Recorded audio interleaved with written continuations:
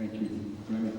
Yeah, so potholes, freezing and unfreezing of asphalt, and then freezing and unfreezing and freezing and unfreezing of asphalt is why you get unstable structure, put a heavy vehicle on top of it, you get a pothole. You can only patch it so many times. There is no magic amount of money. I can tell you over the last 2 years, I have spent as vice chairman of the county's highway commission. I have never learned so much about just a road. The things that we take for granted, we think we can just slap them down and they come free. They're just included in your bill. It takes months of planning and funding, and then funding doesn't come through. County ET project. Right now, we all should be sitting with County ET from 21 to 20, the intersection over there by the VA under construction. Thanks to X, Y, and Z setbacks, we're sitting here waiting for it for this year to be done in phases. So it's one of those things that I also yield to the experts. We have a great public works department here in Tomah, our county, Dave Onstead, our highway commissioner is doing a great job. All the entities working together. So really what it comes down to for me, getting it back to the public, is communicating it. What are we doing with your dollars? When is it going to happen? No vagueness, let's be honest with it here. Thank you. All right, again, remember these questions are from our audience. Remy, you begin with this one. How would you encourage people to become involved in the city? I had a real sarcastic answer there at first. I can tell you, the last 6 years, 7 years-ish, I've been in public service. Has been some of the most rewarding, awesome, fun, informative, stressful, sleepless nights that I've ever had in my life. It's like umpire baseball. You're going to take off half the crowd with one call, and you're going to take off the other half with the other call. How you learn to live with that and how you deal with that tells you if you're fit for what this is. This is not for everybody. And I don't say that to pat myself or Mike or anybody else that's an elected official on the back. This is sleepless nights. This is people's money. This is people's livelihoods. This is projects that impact communities. And long past any of us are here, these projects are going to be there. So until you have that as your first and foremost thought every single time you walk in a door or you vote as an elected official, don't get in this. Because you're in for the wrong reason. And it's not easy. You don't get paid a lot at all. As the mayor alluded to, committees don't get paid at all. So if you're in it, be in it for the right reasons, but I can tell you, hop in it because it is well worth it. Thank you, Remy. Again, these questions are from the audience. You guys are doing great, by the way, in your timing. We haven't had to cut you off once. Mike, do you have the lead on this? How would you demonstrate or explain it? I still have to answer the Oh, previous. goodness. I'm going to give you the bell. Give him the bell. Give him the bell. I was on. Give him the bell.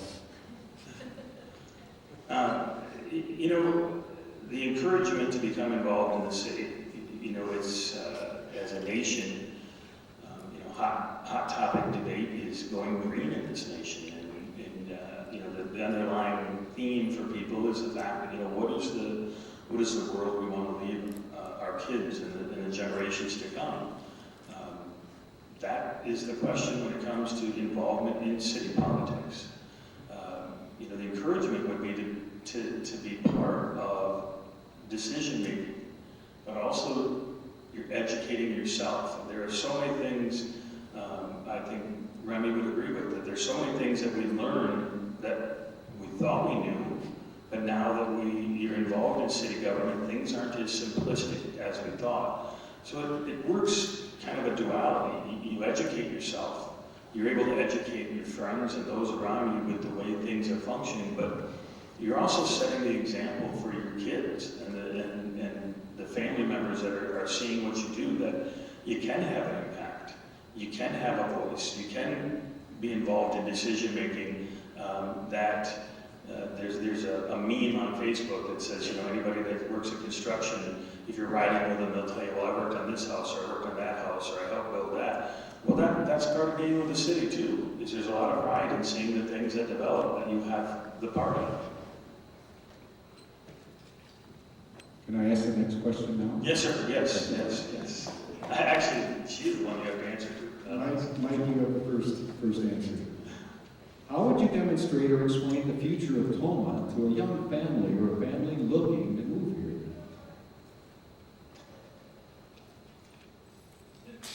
I would talk to them about the growth, about the things we talked about with the new public safety building. That we are looking at, the public safety building doesn't just represent a new building, it represents the growth of an area that, 10, 15 years ago didn't have the ability that if you were having a heart attack, they were picking you up and taking you to the hospital and hope that you lived until you got there. And now we've advanced to a stage where these people can pick you up and wrap something around your chest that's going to do compressions while they administer medications, and it's a productive growth in a physical sense, to the citizens, to the health and benefit of their families. But also then with the building of the public safety building, again, as I talked about, we are now looking at adding 3 ball diamonds. We're going to have 6 ball diamonds within a mile of each other, which leads to economic growth. Teams coming into town to spend the weekend and spend their money in restaurants and gas stations and stores. And the fact that, again, you've had $50 million in growth in our industries in the last 4 years, it tells people that we are a growing community, we are a thriving community, and it's a place where not only business wants to be, but it's a place where people are going to want to raise their families. Thank you. Remy, same question. Well, I've never really been one to beat around the bush, so I'm going to say it. There's certain things that if you're my age, I'm about to turn 40. If I'm living somewhere else and I'm looking to move to an area, I check off schools, public safety, community, library, parks. But I look for a community center. I look for a rec center. I look for a place where my child can go after school. That's a sign of a community that is in the now, that gets what today's kids need. And our kids, as we sit in this school, are the future of who's going to be sitting right here, hopefully. And the more we can put into that concept and take it from just an idea of Tomah having a community center that brings us all together, from our ARC to our Special Olympics to our gymnastics to our wrestling to our basketball to our volleyball, in a place where we don't have to keep our high school staff extra.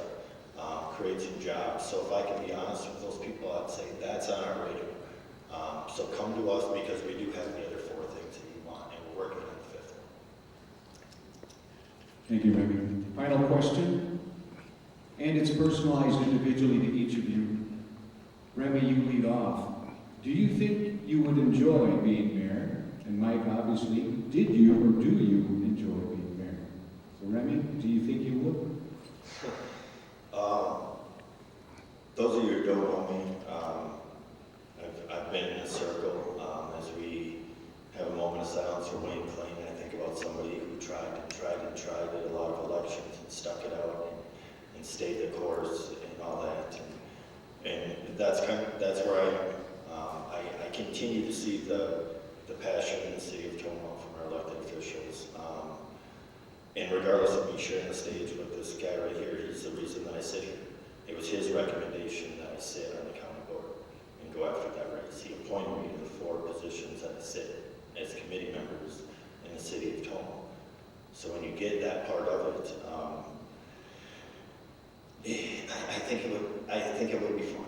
I feel like interacting with people on a grassroots level and getting to influence things, and working with the council as well as department heads and gaining consensus in the public and coffee shops and I think of the mayor position as an influencer more as a position of power, because you don't get a vote. Really, again, when it comes down to it, you do not get a vote. So if you can gain consensus and have that relationship among the 8 people that do get a vote, that's when Tomah progresses. that's when it gets fun and you get that inclusive environment that makes other people want to join and get new ideas. So I do think I would have one heck of a time. Well, I mean, joy is a subjective word. There is pain in every bit of growth. Remy used the example of an umpire, and it's exactly how it is. That you're within the city, you have things that people are not going to agree with, and it doesn't really matter the subject. There's not one subject in the world that I think everybody could agree on all at once. You're going to have opposing views. You're going to have opposing opinions. But in the end, that's not the reason a person would want to be the mayor. The joy comes in the fact that you can disagree with people, yet at the end of the day, watch and see decisions being made that you know are going to affect the city in a manner that is positive, that we're going to continue moving forward. Meetings are long. Meetings are a lot of people hammer out thoughts, but that's why we're all elected. We're elected to be there to give these opinions. And again, while not popular, I think we can all walk out of there going, okay, we've all voiced our opinion for what we believe is in the best interest of the city of Tomah, and that's why I live here. I've been here all my life and I love it. Thank you, Mike. And thank you, Remy. Those are all the questions we have tonight. So, and the answers were 90 seconds. You have 2 minutes for your closing. And because Remy had the opening, flip of the coin. Mike, all yours. Well, I thank you all for letting me be here tonight. If you so decide that you feel that I should have another 2 years as the mayor of the city of Tomah, I would be honored. Again, I am not under the false pretense that I've made everybody happy over the last 2 years, but I can tell everybody that I've tried very hard.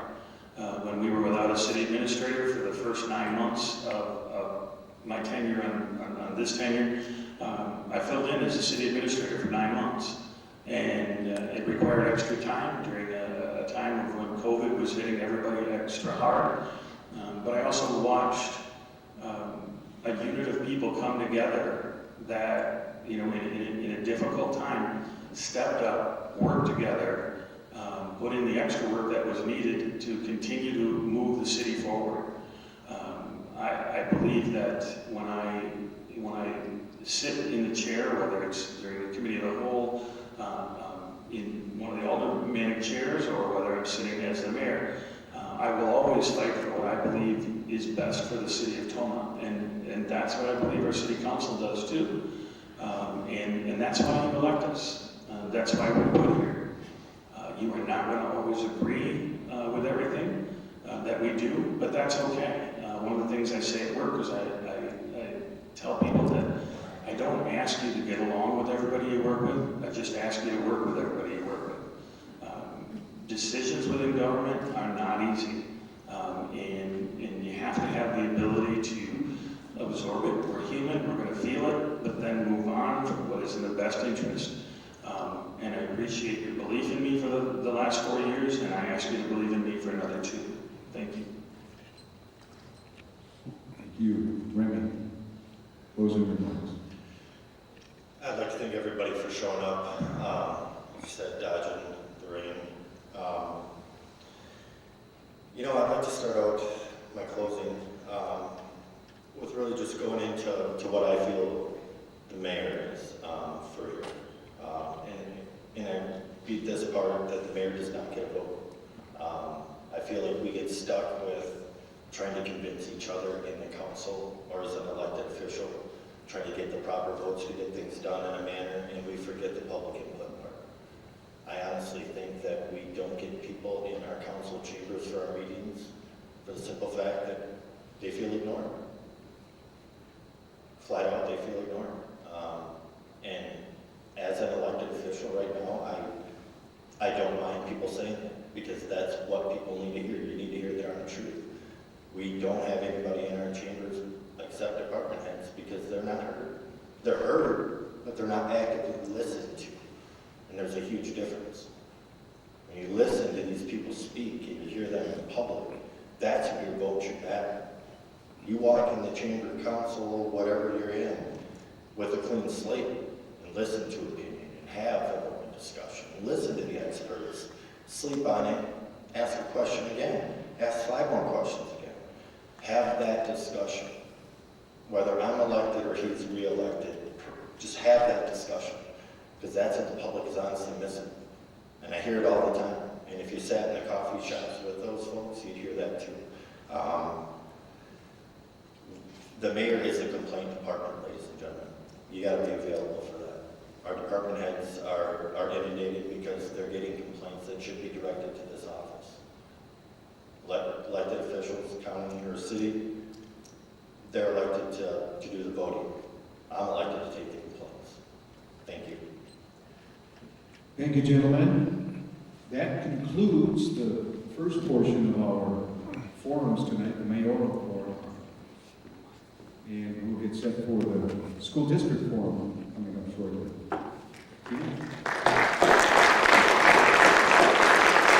I'm watching the Tomah Mayoral Candidates Forum here on the Hagen Sports Network. The Tomah Mayoral Candidates Forum, which you just saw a moment ago, taking place on Tuesday, March 22nd. Please get out and vote on Tuesday, April 5th.